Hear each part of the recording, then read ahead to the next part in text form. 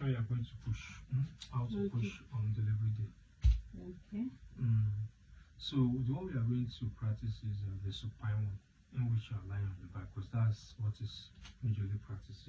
So lie on your back. Let me teach you how to go about it. Okay. So you are going to do this often, because the more you practice, the more you get used to it. But most of the time, once the contraction starts and the pain distorts everything, people forget how to do this thing. But the more you practice, the more you get used to it. So usually you'll be lying supine, because that's the method they use in this part of the world. So once the contraction starts, the first thing, usually all these are simultaneous, but the first thing you are going to do is to flex. You flex your knee joints. You flex your knee joints, then you ensure don't close your legs. Okay. Don't close them like this. You have to ensure the space between your two thighs are wide open. Then you move your ankle joints closer to your hip joint. Then you bring your two hands. You use your two hands to draw your ankle joints.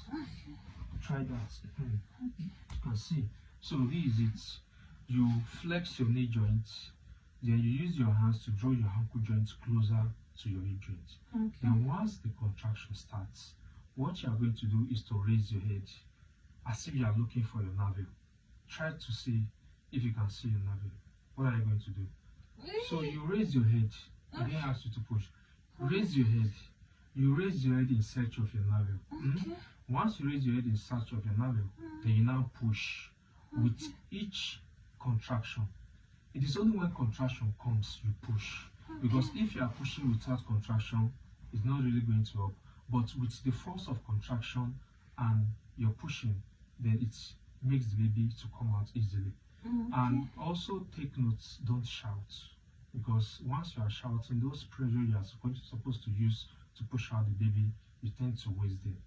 So you close your mouth, you apply pressure. Once the contraction starts, all these are simultaneous.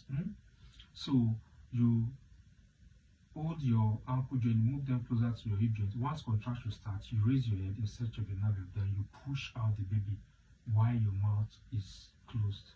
This will also help you to increase the force of contraction to enable the baby to come out. So let's try that and see. Okay. Okay, release your legs.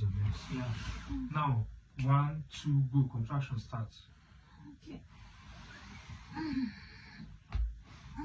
Okay. Okay. So you raise your head in search of your navel. Then you push. You push. You push once the contraction starts. And you have to take notes. When you are pushing, you don't push and stop. No.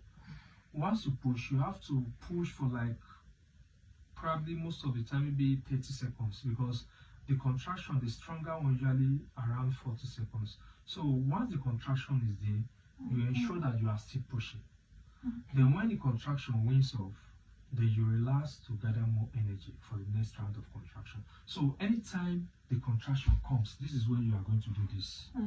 So that once the contraction is coming, then you apply your own pressure also. It enables the baby to come faster. And take notes, always close your mouth, then you use that energy to push out your baby. So let's try that and see again. Okay. Then you have to remain like that. Take note, you have to remain like that as long as the contraction persists. Then once the contraction winds off, you relax to gather more energy.